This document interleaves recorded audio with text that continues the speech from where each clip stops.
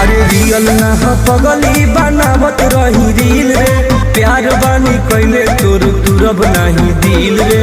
ज्यादा उल्लू मत बनावा।